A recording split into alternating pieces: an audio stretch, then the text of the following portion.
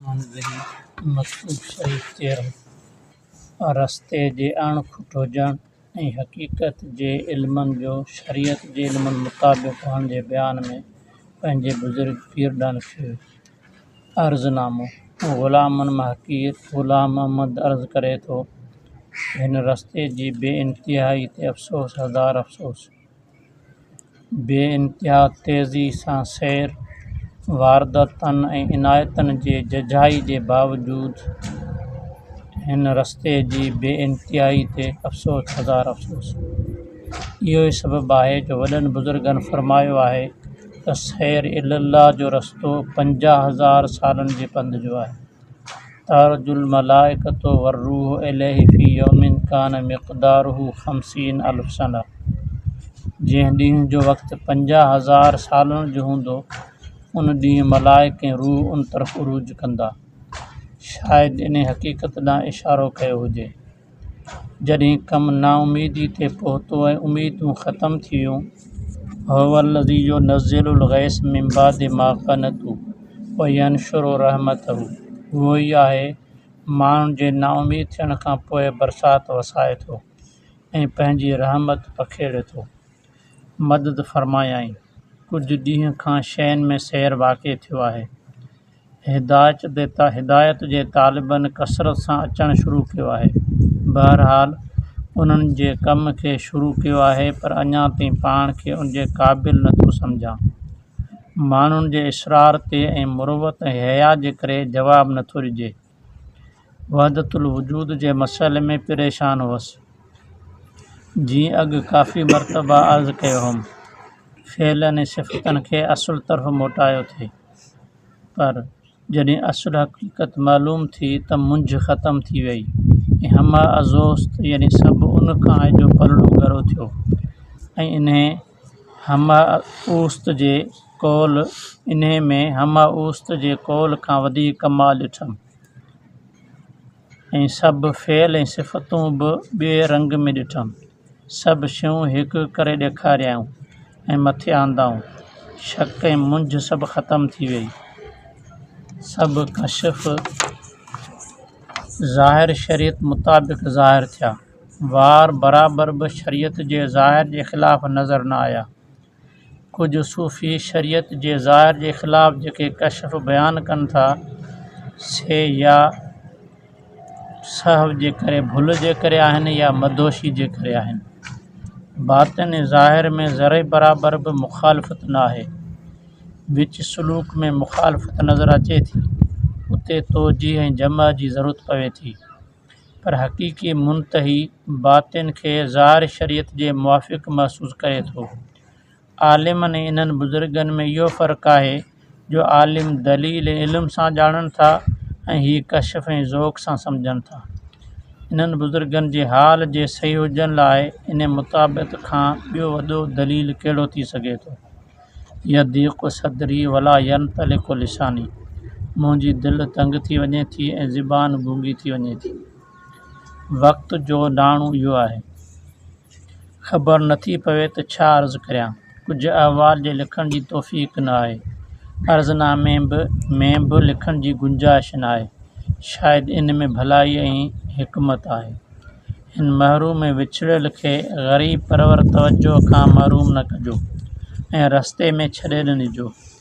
ईं सुखनराज तू मबूदई गर फुज़ू गर्दद तू अश अफ़ज़ूदई। हिन ॻाल्हि जी शुरूआत जॾहिं अव्हां कई आहे, जेकॾहिं वधे थी त अव्हां वधाईंदड़ आहियो। वधीक अर्ज़ु करणु गुस्ताख़ी आहे। ग़ुलाम खे पंहिंजे हद में रहणु घुरिजे। 13हें मकतूब में पाण ॿुधाइनि था त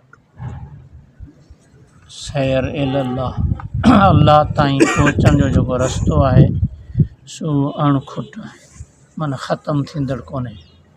ऐं जेका आयत सगोरी आहे त जेको ॾींहुं 50,000 सालनि जो हूंदो, उन में मलाइक ऐं रूह अल्लाह ताला जे तरफ़ उरूज कंदा। ऐं पाण चवनि था त शायदि इहो मशाइख़ जेको चयो आहे त इहो सैर इलल्लाह जो जेको रस्तो आहे सो 50,000 सालनि जो पंधु आहे। हाणे 50,000 साल एॾो वॾो अरसो आहे जो असांजूं जेके उमिरूं आहिनि अहिड़ियूं अलाए जे केतिरा हज़ार साल खपनि, 100 साल अॼु उमिरि आहे त 50,000 साल माना केतिरियूं एॾियूं वॾियूं उमिरूं खपनि जो माण्हू पंधु करे तॾहिं पहुचे। त माना जेकॾहिं महिनतूं करे, मुजाहिदा करे, रियाज़तूं करे ऐं इन पंध खे माण्हू खुटाइणु चाहे त इहो खुटी कोन सघंदो। पोइ वसूल इल्लाह जी हक़ीक़त छा आहे? इहो अलाह जो करम आहे ऐं हू जेकॾहिं चाहे थो त हज़ारनि सालनि जो जेको पंधु आहे उहो लम्हे में बि कराए वठे थो ऐं पंजनि बंदनि खे पंहिंजो कुर्ब नसीब करे थो।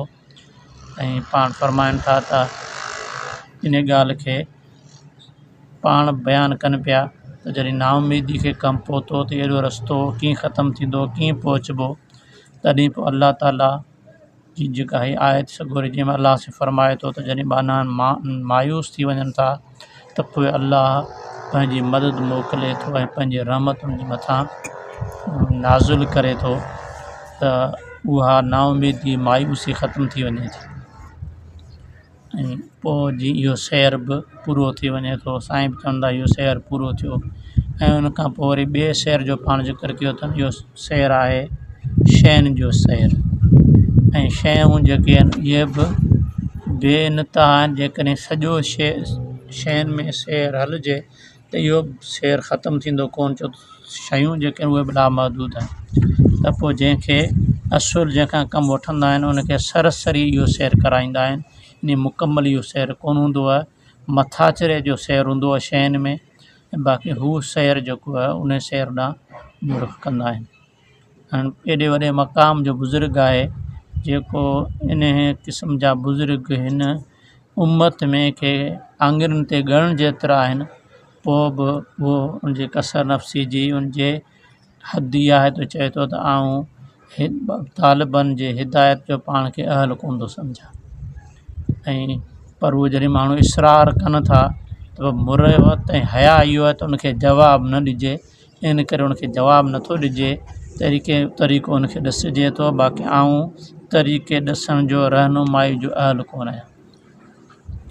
पोइ वरी पाण वहदतुल वजूद जे मसइले ऐं वहदतुल शुहूद जे मसइले जो ज़िक्र कयो अथनि मुख़्तसर। त वहदतुल वजूद माना वजूदी सूफ़ी चवनि था त हीअ जेका काइनात आहे इन काइनात में वजूद सिर्फ़ु हिकिड़ी हस्ती आहे, ॿी का बि शइ कोन्हे, कंहिंजो वजूद कोन्हे। बाक़ी जेको कुझु आहे इहो सभु असमा ऐं सिफ़ात जो जा निज़ारा आहिनि, उनजा मज़हर आहिनि। ऐं जेके इन्हनि जा फ़ेल आहिनि इहे फ़ेल बि इन्हनि जूं सिफ़तूं बि उन वजूद जा फ़ेल ऐं वजूद जूं सिफ़तूं आहिनि। ॿियो मसलक आहे हमा अज़ूस्त, इहो मथियूं आहे हमा ऊस्त माना सभु हू आहे, हुन खां सवाइ कुझु कोन्हे।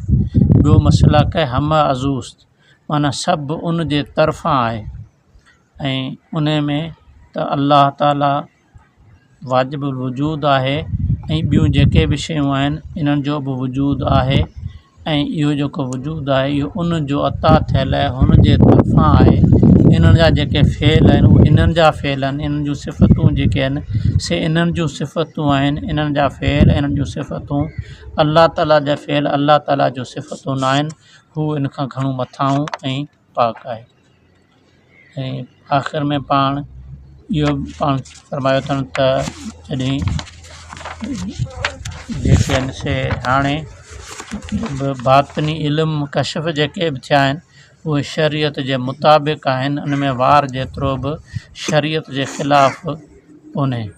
ऐं बाक़ी जिन सूफ़ियुनि शरीयत जे ख़िलाफ़ु ॻाल्हियूं कयूं आहिनि त उन ॻाल्हियूं जेके उन्हनि खां या त भुल थी वई आहे या तो शुक्र में आहिनि, मदोशी में आहिनि, इन करे हुननि इहे ॻाल्हियूं कयूं आहिनि।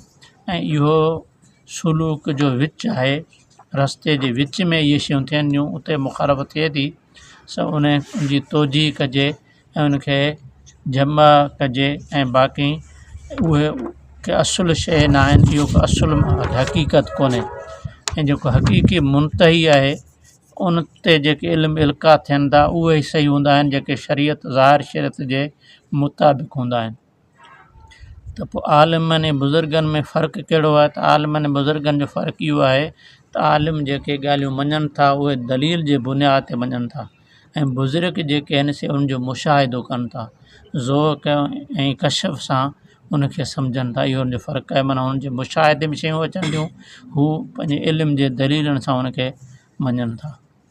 ऐं पाण पोइ फरमाइनि था त हाणे अॻिते जेके ॻाल्हियूं आहिनि, ॻाल्हियूं जेके आहिनि उन ॻाल्हियुनि खे जेकॾहिं ॻाल्हि बयानु कजे त ज़बान बि बस नथी वस में रहे, ऐं न ई वरी सीनू जेको आहे उनखे बयानु करण जी सघ रखे थो।